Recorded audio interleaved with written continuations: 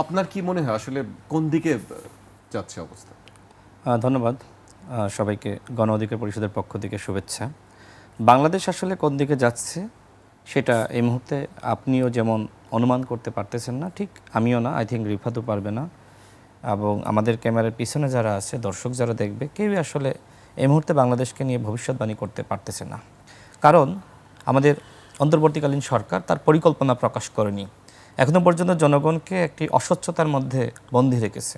সরকার যদি তার পরিকল্পনা প্রকাশ করত, নির্বাচনের রোডম্যাপ, রাষ্ট্র সংস্কারের রোডম্যাপ, গণহত্যার বিচারের রোডম্যাপ, তাহলে আমাদের সামনে একটি স্বচ্ছ আয়না থাকতো, সেই গ্লাসে আমরা দেখতে পেতাম আসলে কি হচ্ছে। সরকার যেহেতু জনগণকে অন্ধকারের মধ্যে রেখেছে, এই কারণে আসলে সমস্যা এবং সংকট আমরা কেউ আসলে বুঝতে পারতেছি না যে বাংলাদেশের ভবিষ্যৎটা আসলে কি, বাংলাদেশ সামনে আসলে কোথায় গিয়ে থামবে, বাংলাদেশে একটি নির্বাচন কবে হবে, গণহত্যার বিচারটা কোন প্রক্রিয়া হবে, হতে কত সময় লাগবে, জি, সংস্কার আসলে কি কি করা হবে, সংস্কারের রোডম্যাপটা কি, এই বিষয়গুলো নিয়ে এক ধরনের ধোঁয়াশা রয়েছে। সরকার পরিকল্পিতভাবে আসলে এই ধোঁয়াশাগুলো সৃষ্টি করেছে, নাকি আসলে সরকারের অনভিজ্ঞতা, অর্থাৎ যে সকল উপদেষ্টারা রয়েছে তারা কি আসলে রাষ্ট্র পরিচালনার যে মেকানিজম, ফাংশন, সেটাকে আসলে বুঝতে পারতেছে না। আমার কাছে মনে হয় যে সরকারের সবথেকে বড় দুর্বলতা যে রাষ্ট্র সম্পর্কে, জনগণ সম্পর্কে, ম্যানেজমেন্ট সম্পর্কে যাদের অভিজ্ঞতা আছে তাদেরকে উপদেষ্টা পরিষদে নেওয়া হয়নি। খুব অনভিজ্ঞ এনজিও ব্যক্তিত্ব, যাদের আসলে জনগণের সাথে কখনো সম্পর্ক ছিল না, কখনো রাষ্ট্রের সাথে সম্পর্ক ছিল না, তারা একটি গোষ্ঠীর মধ্যে সবসময় এনজিও কার্যক্রমে ব্যস্ত ছিল। কেউ বা বৃদ্ধ আমলা, যাদের আসলে এই মুহূর্তে ওই ধরনের মেধা নাই যে জাতিকে এখন আসলে সামনে থেকে নেতৃত্ব দিয়ে কিছু দিবে। তো এই মানুষের মাধ্যমে যেহেতু উপদেষ্টা পরিষদ গঠিত হয়েছে, এই কারণে আসলে আমরা ওইভাবে কিছু বুঝতে পারতেছি না যে তারা আসলে আমাদের রাষ্ট্রকে কোথায় নিয়ে যাবে। আপনি যেটি সংলাপের কথা বললেন যে 3টি দলের সাথে সংলাপ, আমরা দেখলাম যে বিএনপির পক্ষ থেকে বিএনপির স্থায়ী কমিটির সদস্য জনাব সালাউদ্দিন আহমেদ, তিনি যমুনা টেলিভিশনের একটি সাক্ষাৎকারে তিনি বলেছেন যে আমরা 5-6 দিন আগে সরকারকে জানিয়েছি, এখনও পর্যন্ত সরকার কোনো উত্তর দেয়নি। জামাতের আমির তিনি পাবলিকলি বলেছেন যে জাতীয় সংলাপ হওয়া দরকার। এরপরে আমি যতদূর তথ্য পেয়েছি যে জামাতের সাথে সর্বপ্রথম বৈঠকের বিষয়টা নিয়ে আলোচনা হয়। এখন জামাতের সাথে সাক্ষাৎ করবে, আর বিএনপি তো আগেই চিঠি দিয়ে রেখেছে বা জানিয়ে রেখেছে, বিএনপির সাথে না করলে তো হয় না, যে কারণে বিএনপিকেও ডাকলো। এখন তারপরে কি হলো যে বিএনপি জামাত আপনি বলতে চাচ্ছেন যে বৈঠকটি আসলে জামায়াতের সঙ্গেই ছিল, বিএনপি এক্স্যাক্টলি জামাতের সাথে বৈঠক নিয়ে আলোচনা চলছিল, জামাতের সাথে বৈঠক হবে। কিন্তু যে সালাউদ্দিন আহমেদ তো তথ্য ফাঁস করে দিয়েছে যে আমরা তো 5-6 দিন আগে বলেছি, আমাদের তো ডাকেনি। এরপরে যেটি হলো যে জামাত বিএনপি তৃতীয় দল কে হবে, সরকারকে তো একটি দলকে তৃতীয় অবস্থান দিতে হবে রাষ্ট্রীয় মেকানিজম ব্যবহার করে। এরপরে সরকার এনসিপিকে ডাকলো, তোমরা আসো। দেখেন বাংলাদেশে এনসিপির সাংগঠনিক কাঠামো সম্পর্কে আপনি সাংবাদিক হিসেবে জানেন, নির্বাচন কমিশন ঘেরাও করেছে, সেটা আপনি দেখেছেন, তারা পুরো বাংলাদেশের মানুষ দেখেছে। সরকার যদি জোর করে কাউকে তৃতীয় দল বানাইতে চায়, সেটা কি সম্ভব? জনগণ কি এত বোকা? জনগণ কি বোঝে না? সরকারের উচিত ছিল আপনার প্রত্যেকটা দলের সাথে আনুষ্ঠানিক বৈঠক করা আলাদাভাবে, অথবা সব দলের সাথে একসাথে বৈঠক করা। এই যে বৈঠকের নামে, সংলাপের নামে নাটক, কাউকে আপনি বড় দেখাতে চান জনগণের কাছে, এই জন্য তাকে ডাকতেছেন। তার আগের দিন তো তার সাথে বসেছেন, আবার তার সাথে দ্বিতীয় দফায় কেন বসলেন? কারণটা কি? এগুলো কি আপনারা আসলে বৈষম্য বিরোধী আন্দোলন করে আবার বৈষম্য বেশি বাড়ায় দিতেছেন? এগুলো তো আসলে কোনো রাজনীতির অংশ হতে পারে না।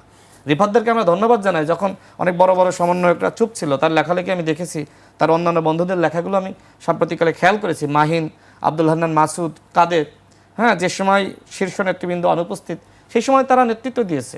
কিন্তু তাদের সাথেও কি বৈষম্য করা হয়নি? এই বৈষম্যগুলো তো তারাই তুলে ধরেছে। আমি তাদের ফেসবুক চেক করেছি এবং লেখাগুলো দেখে আমি হতাশ হয়েছি যে এই ছেলেগুলো জাতিকে নতুনভাবে নতুন উদ্যমে পথ দেখিয়েছে।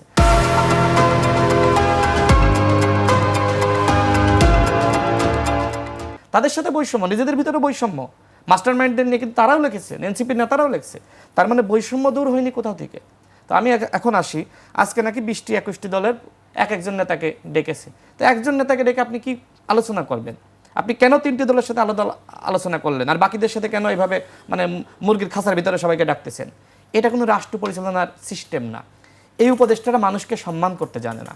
এই উপদেষ্টারা মনে করে যে অনেক বড়, ওর 5 জন ডাকতে হবে, আরও ছোট ওরা একজন ডেকে ঠিক আছে থামিয়ে রাখি। তো এইভাবে আসলে রাষ্ট্র চলে না। দেখেন আর 2টি বিষয়ে কথা বলি। আমরা সরকারকে বারবার বলে আসছি যে দেশে একটি বিশৃঙ্খলা তৈরি হয় এরকম কোনো আচরণ করেন না। নারী সংস্কার কমিশন, এটা খুব গুরুত্বপূর্ণ ছিল। আমাদের দেশের নারীরা কি বলেছে যে নারী সংস্কার করো? হঠাৎ করে একটি বিতর্ক উস্কে দিল। কোন নারীদের মাধ্যমে? যে নারীরা আসলে একটি অল্প সংখ্যক গোষ্ঠীর প্রতিনিধিত্ব করে, যারা আমাদের মানে মুসলমান সমাজের নারীদের প্রতিনিধিত্ব করে না। সত্যি কথা বলতে গেলে দেখবেন ধর্মের সাথে সাংঘর্ষিক প্রতিবেদন দিয়েছি, এরপর থেকে মূলত বাংলাদেশে জটলা বেঁধেছে। সরকার আবার নিজ থেকে বলল যে আমরা মানবিক করিডোর দেওয়ার সিদ্ধান্ত নিয়েছি। আর একটা সমস্যা, এরপরে চট্টগ্রাম বন্দর, সেইটা আবার বিদেশিদের হাতে তুলে দিতে চাই। আজকে আমাদের একজন উপদেষ্টা, তিনি উপদেষ্টা না, দুঃখিত, আসলে তাকে উপদেষ্টার থেকে আমার কাছে অনেক বড় কিছু মনে হয়, প্রেস সচিব, তিনি বলছেন যে আমরা বন্দর দিচ্ছি না, আমরা ম্যানেজমেন্ট দিচ্ছি। তো ম্যানেজমেন্টটা দিয়ে দিলে বন্দর দেওয়া হয় না? এই যে জনগণকে মানে গোলকধাঁধার মধ্যে ফেলানো, জনগণকে কি সে বোকা মনে করে যে সে একাই চালাক, সাংবাদিকতা করেছে বলে সেই একাই চালাক আর আমরা কিচ্ছু বুঝি না? এই যে জনগণকে বোকা বানাচ্ছে। এরপরে দেখেন যে একজন ব্যক্তিকে নিয়ে ব্যাপকভাবে বিতর্ক ছিল, তাকে আপনি শুরুতে রোহিঙ্গা বিষয়ক হাই রিপ্রেজেন্টেটিভ হিসেবে নিয়োগ দিলেন, খলিলুর রহমান। এরপরে তাকে বানিয়ে দিলেন নিরাপত্তা উপদেষ্টা, রাষ্ট্রের নিরাপত্তা উপদেষ্টা। তার বিষয়ে আমাদের মতামত নেওয়া দরকার ছিল না? অন্যান্য দলের মতামত নেওয়া দরকার ছিল না? সেনাবাহিনী বলেন, অন্যান্য বাহিনী বলেন, মতামত নেওয়া দরকার ছিল না? যে ব্যক্তিকে আপনি বসিয়ে দিলেন সেই ব্যক্তিকে কি সেনাবাহিনী গ্রহণ করেছে? অন্যান্য নৌবাহিনী গ্রহণ করেছে? অন্যান্য বাহিনী গ্রহণ করেছে? গোয়েন্দা সংস্থা গ্রহণ করেছে? এখন আপনি তাকে নিরাপত্তা উপদেষ্টা বানিয়ে দিয়েছেন। এই যে সরকারের আহম্মকি আচরণ, এই কারণে রাষ্ট্র এখন বিশৃঙ্খল হয়ে গেছে। আরও দেখেন, সেনাবাহিনীকে জনগণের মুখোমুখি দাঁড় করানো, সেনাবাহিনীকে কাঠগড়ায় দাঁড় করানো।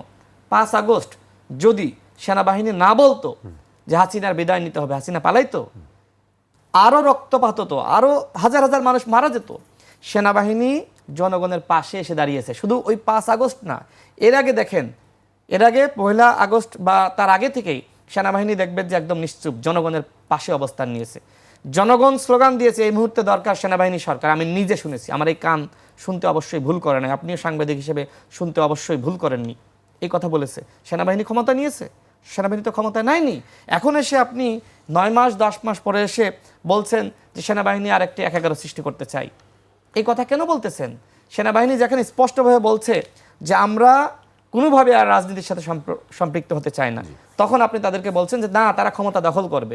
এই যে সেনাবাহিনীকে কাঠগড়ায় দাঁড় করাচ্ছেন, রাষ্ট্রকে পরিকল্পিতভাবে অস্থিতিশীল করা হচ্ছে এবং এর সাথে কয়েকজন উপদেষ্টা জড়িত।